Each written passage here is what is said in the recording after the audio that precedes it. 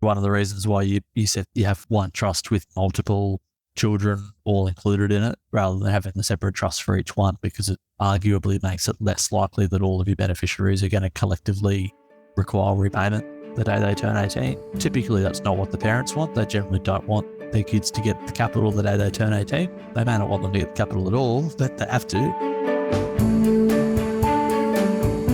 You're listening to Australia's podcast for accountants, Tax Talks, the podcast to grow your firm.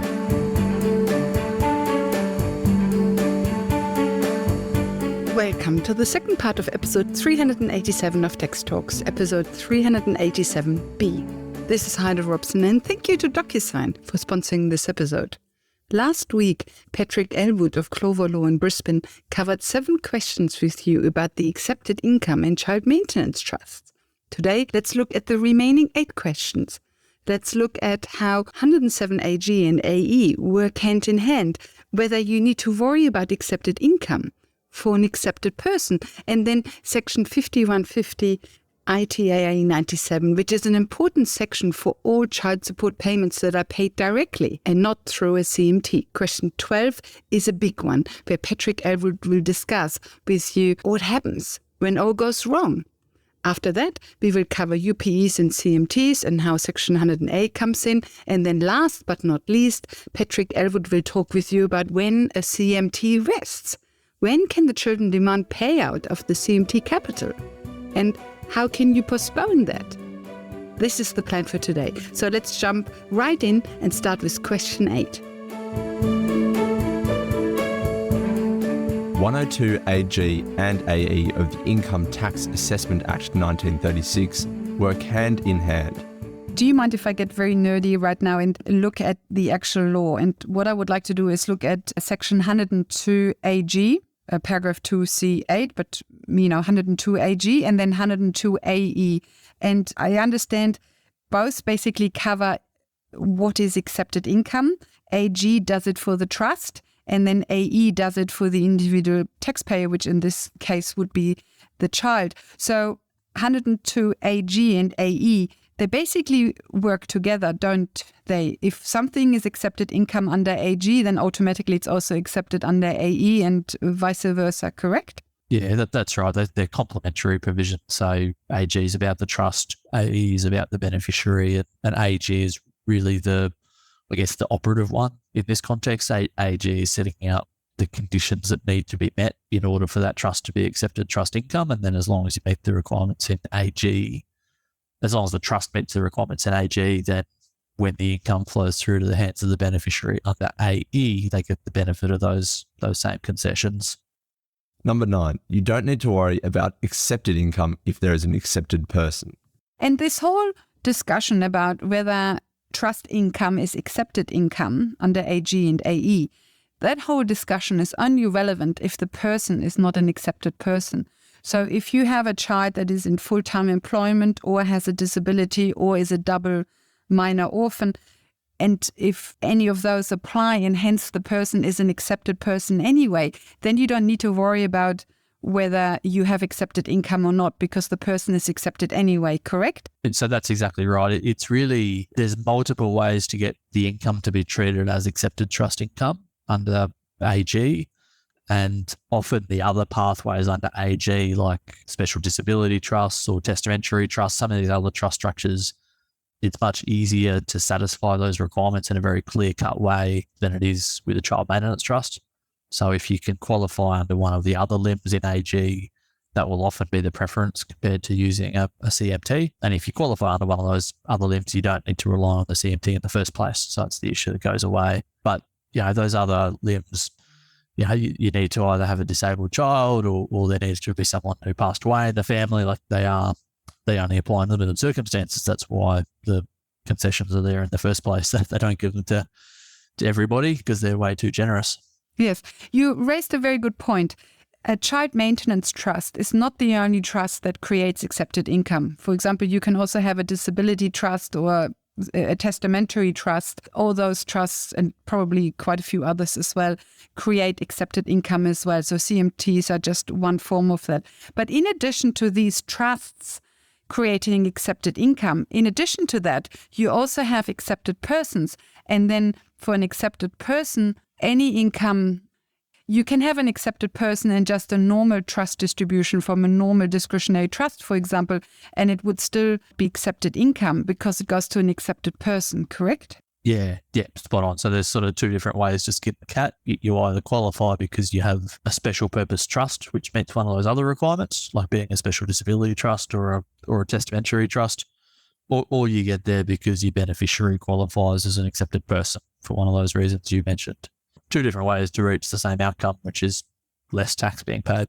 Yes. And so that means for a child maintenance trust, for example, if the child for some reason qualifies as an accepted person because, for example, it is in full-time employment or has a disability, if any of this applies, then you don't need to worry about whether the trust has accepted income or not because the accepted person is accepted anyway.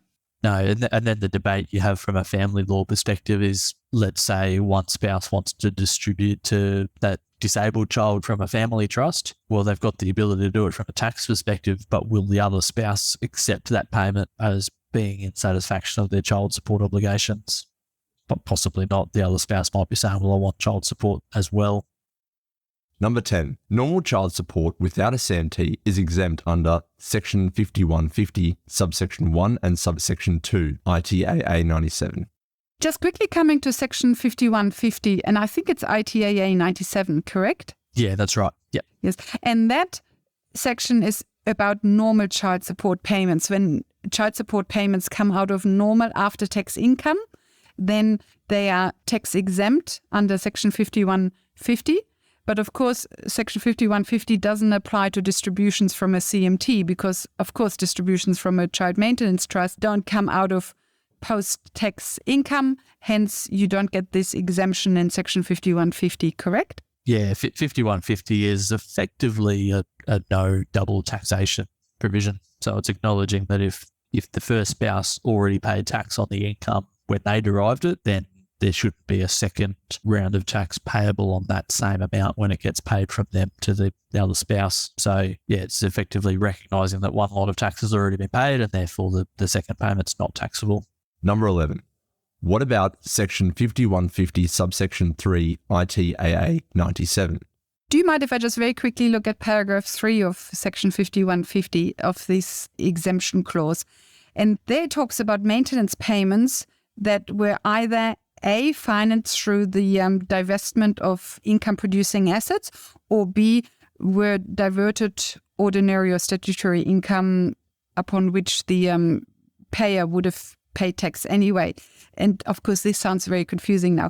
But B makes perfect sense because it basically says if trust distributions, for example, go to a child, normal trust distributions go to a child, and if the parents agree that these trust distributions are to meet child support obligations, then of course these payments are not tax-free because otherwise nobody would be paying tax on it, because trust distributions are not taxed yet until they hit an individual tax return. Hence they can't be tax-free in the child's tax return. So that exclusion I understand. If it's normal income that flows through that nobody has paid tax on yet, then of course it can't be tax exempt. What I don't understand is A, where it says divested any income producing assets. Why would a child support payment not be tax exempt just because the father, for example, had to sell a share portfolio to make these payments? Why this subparagraph A, saying it's not tax exempt if it comes in correlation with the divestment of income producing assets? Do you know?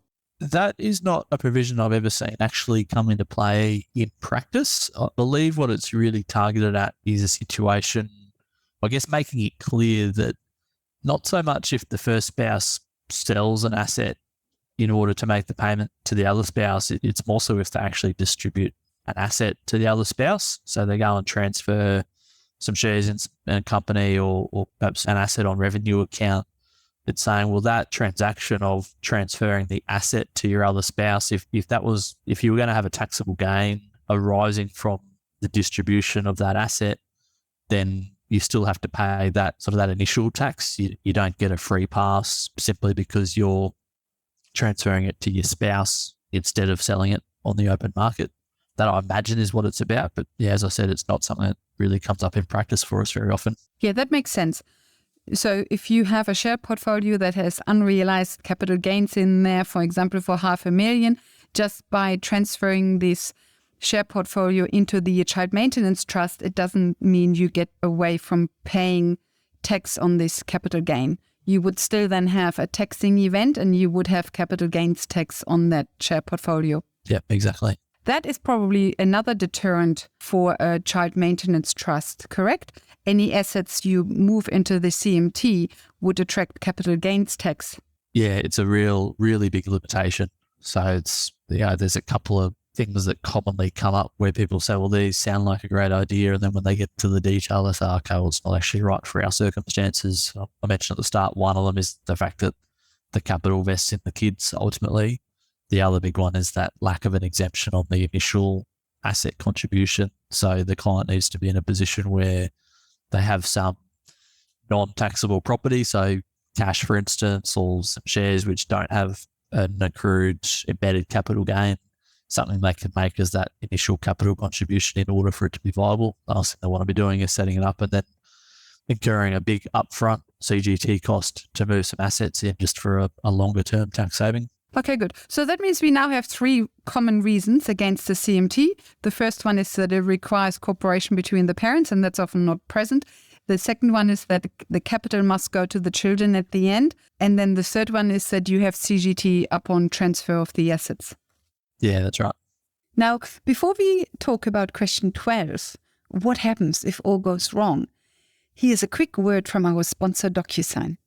Oh, it's coming. That time of year where stress levels go up by 15 to 20%. Yep, tax time. And when stress is up, mistakes happen. But I'm not here to talk about my screw-ups, because this year I've gone digital with DocuSign. Now there's no snail mail paperwork, invoices are getting done faster, so when it comes to tax time, I can just be an accountant and not some paper chaser. Sign up for your free trial at docusign.com.au. Next time, DocuSign. Number 12. What if all else goes wrong? What if it goes wrong? What if the ATO attacks the CMT and then the ATO assesses the income as not accepted and hence there is significant tax to be paid? Who is liable for that significant tax? Is that then assessed to the trustee or is that assessed to the children? Yeah, it's the trustee of the trust that ends up paying that tax burden. And that can be the reason why they go and get a private ruling, even if they think it's not particularly contentious, just to safeguard the trustee's position that they don't end up with this unexpected tax liability. One of the questions there was, well, did the income actually get distributed in the first place? One of the reasons it might go wrong is because you've got an invalid distribution. So not so much that it wasn't accepted trust income, it might be that the requirements under the deed to distribute the income weren't met. They did the distribution after 30 June and they missed the timing to make it happen, in which case you can have the trustee being assessed on it as undistributed income. But otherwise, if we assume that the distribution itself was valid and the child was entitled to the income of the trust in that particular year, but they didn't get the benefit of those accepted trust income rules for whatever reason, that's when it becomes an entitlement of the individual beneficiary that gets disclosed in their tax return and they're up for the penalty tax rates. So they're paying essentially the top marginal tax rate on that distribution instead of getting the adult tax-free thresholds. And your worst case scenario is all of the income being taxed at the top marginal tax rate. So assuming that if the income had been derived by someone else in the family group or by another trust distributed to a corporate beneficiary, it's going to be unusual that the income would have been taxed at that 47%. So it's almost always going to be a much worse outcome if it's being taxed to the children without the accepted trust income provisions applying. Sorry, I had to cut this together a bit. Let me just quickly go back to who pays what. For trust distributions to minors, the trustee declares the income and pays the tax on behalf of the minors. And this doesn't change whether the income is accepted or not. So the process doesn't change. If the trust qualifies as a closely held trust and TFN withholding rules don't apply, then it depends on what the deed says. Usually it says that the trust can withhold the tax, so the trustee would just pay out the net amount to the children, as we discussed last week in question number 3. And if the trust deed doesn't say that and the TFN withholding rates still don't apply, then the trustee can pay out the full amount and then get reimbursed by the trust assets. Although I see a circular reference there, let's leave that aside. But so we covered last week that the trustee always pays. The question is just whether there is withholding or not, but in the end, the trustee always pays. But what if the trustee, so the father usually, what if the trustee thought the trust would qualify as a CMT? He didn't get a private ruling or an ABA, and suddenly the ATO has done a review and it is all falling apart, and the ATO is assessing the income at Division 6AO penalty rates. But the trustee has already paid out the income and just withheld tax at the lower added tax rate. What then? I didn't check this with Patrick Elwood, but I have a very strong gut feeling the trustee just pays the additional top-up tax and then gets reimbursed through fund assets. So this is how it would work if it all goes wrong, but the lesson is basically that nothing changes. The process as such doesn't change, just the amount changes. And yeah, possibly there is a top-up that is paid through fund assets. So now to the next question. Number 13. Is a CMT a discretionary trust? In the end, a child maintenance trust is just a normal trust, correct? It's just a normal unit trust, correct? Or is it a discretionary trust with fixed entitlements? It raises an interesting question. It can be either, depending on whether you have one or more children as beneficiaries of that trust. And there's a structuring question there as well that often the parents need to work through. If they have 2 or 3 children. Yes, let's assume we have two or three children. So let's say we've got 3 children there. Well, one of the questions I need to think about is do we have a separate child maintenance trust for each of the 3 children and we capitalise each of them separately? Or do we have one child maintenance trust for all 3 of them combined? And either of them can work, but that impacts on things like the ability to distribute capital. Well, the ability to distribute income, does that need to be proportionate or equal between the 3 every single year? Or are we going to give the trustee some discretion to distribute different percentages of income to each of the children year on year? So there's some quite sort of unique considerations to address there as to what's going to be best for the family scenario. What do most people do with 2 or 3 children? Do most people go for a trust per child, or do most people just go for one trust? Because bear in mind, every trust costs a lot of money. So the more trusts you have, the more you pay in lawyer fees and accounting fees. Yeah, that's it. If you've got 3 trusts, you're paying 3 sets of accounting fees, you're doing 3 tax returns, you're doing 3 times the administration every single year. So it tends to be one trust for all 3 of them combined. And then that can potentially be designed in a way where it's effectively a discretionary distribution to the children each year between those children. And therefore, it's not a unit trust, it's not a fixed trust. It is a discretionary trust. It's just that you have a very narrow range of eligible beneficiaries. Good. So a child maintenance trust is usually a discretionary trust. If you have more than one child, yeah, that's right. It would have some fixed entitlements, correct? So would it become a hybrid trust? Because there are some fixed entitlements. For example, the capital has to go to the children. Hence, it's not to the discretion of the trustee who they pay the capital to. So I can imagine it's kind of a hybrid trust. It is discretionary by nature, but then the trust deed has fixed entitlements. Hence, it becomes hybrid, correct? Yeah, it sort of sits in between the two, doesn't it? It's and you probably add that to the list of reasons why they don't get used as often as they could, is just that they defy description in some ways. That complexity around what are they and how do these distributions work is, requires some explaining and some understanding to be used. Okay, so that's another reason for us on our list. So number 4 is complexity. So this caused quite a bit of confusion and still does, because in our show notes for episode 309, it's actually not 309, but 314. Both 309 and 314 are about child maintenance trusts, but it is 314 where we say that it is a fixed trust.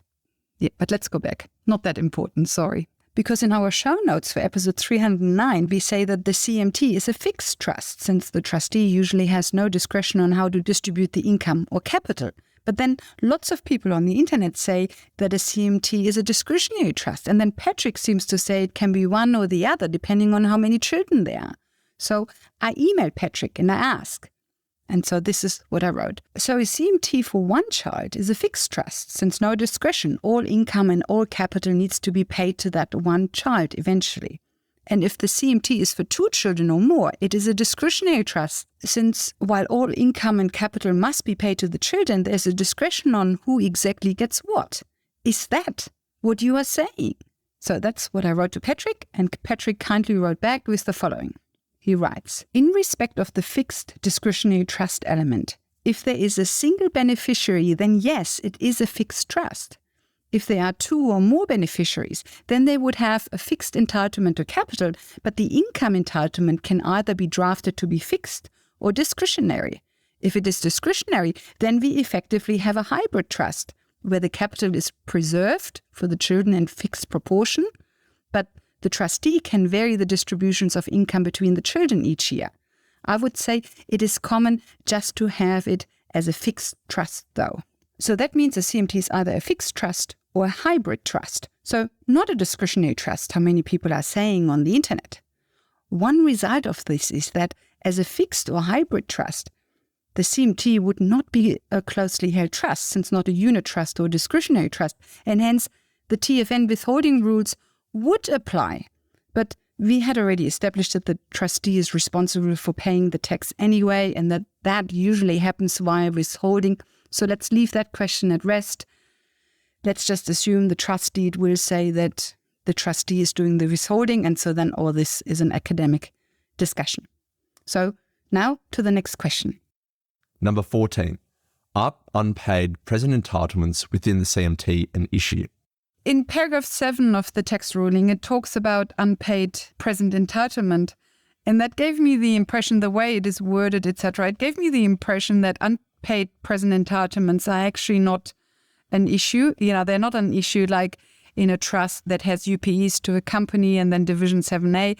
I got the impression that UPEs are actually not an issue in child maintenance trusts. Do you agree? Yes and no. I sound like a lawyer for a second to give you the it depends answer. But you are one. So you definitely don't have any Division 7A issues because the trust isn't distributing to a company. It's only ever distributing to individuals. Sort of in the ordinary course, the trustee is allowed to create unpaid present entitlements. But we do have this tax ruling that came down last year about Section 100A reimbursement agreements, and the tax office, I guess, attacking UPE arrangements and querying whether situations where trust is being distributed to individuals but never actually paid to them and potentially at some point in the future being forgiven or assigned, that can create a whole separate set of tax consequences that need to be considered if you're going to have UPEs. Having said that, I guess what I see in a practical sense with the child maintenance trust is generally they're being created because there is actually a cash flow need. And so when the distribution is getting declared, the cash is also being paid at the same time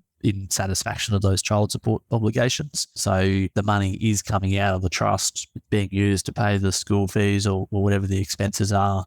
And so in that context, while you're allowed to have UPEs, they're relatively rare for child maintenance trusts specifically because the cash follows the distribution most of the time. Okay, that's a very good point.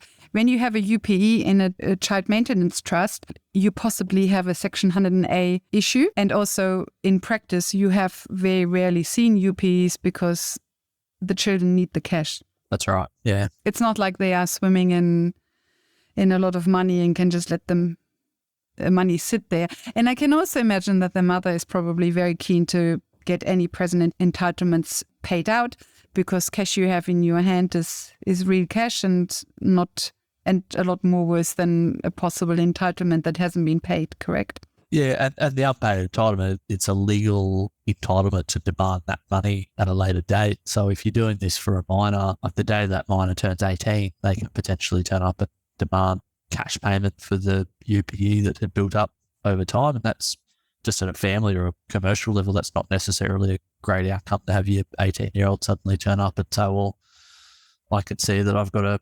$150,000 UPE here. When can I expect the money to hit my bank account? So that's one of the reasons why usually the cash follows the distributions with these ones. And we're avoiding a scenario where there's going to be an obligation to make a big cash payment to what might be a relatively young adult in the future. Number 15. When does the CMT vest? When can the children demand dissolution of the trust and how to postpone that date. I understand that once all beneficiaries have hit 18, they can request the vesting of the trust. And there's a court case, which name I have forgotten, but basically once all the children are 18, it's very difficult to still hold the trust in place if all children agree to have the trust dissolved. Yeah, But- and that Yep. can be one of the reasons why you said you have one trust with multiple children all included in it, rather than having a separate trust for each one, because it arguably makes it less likely that all of your beneficiaries are going to collectively require repayment the day they turn 18.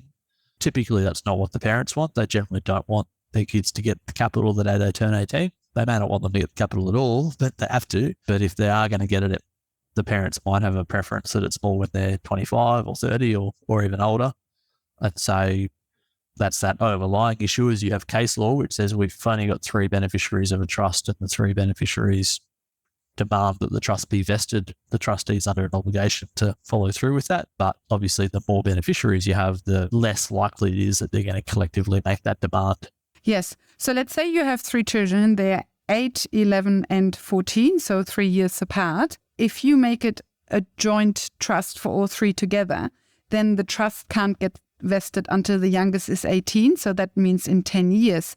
But if you make a trust for each child separately, then the first child, that is 14 at the moment, basically can request a payout of the trust in 4 years when they turn 18. So by putting all children together, at least you postpone the vesting by the age difference between the youngest and the oldest child, correct? Yeah, you postpone the vesting, and you also put yourself in a situation where you've only got to persuade one of the 3 kids not to demand the vesting, and then it gets delayed for all 3 of them.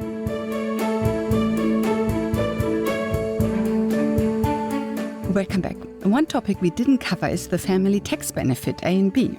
Patrick didn't want to comment on it since not his area of expertise. The question is, since the child maintenance trust distributions go to the children and not to the mother, is the mother's family tax benefit affected? As you remember, both the family tax benefit A and B are income tested, and child support is included in that income. So once child support reaches a certain level, the parent, usually the mother, the parent loses first family tax benefit A and then B, but possibly not when that child support is coming through a child maintenance trust, because then the payments are going directly to the children, so have nothing to do with the mother. So that would be another benefit of having a CMT, but the additional costs and accountant and lawyer fees, of course, to set it up and run a CMT usually outweigh the payments you get under the family tax benefit. So you wouldn't set up a CMT just to keep your family tax benefits. But I will get back to you on this question and family tax benefits in general later this year. In the next episode, episode 388, let's focus on TR 98/4.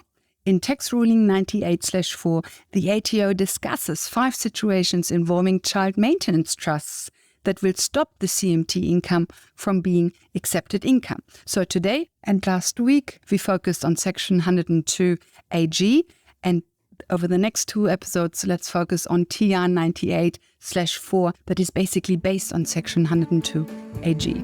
So let's go through those 5 situations next week.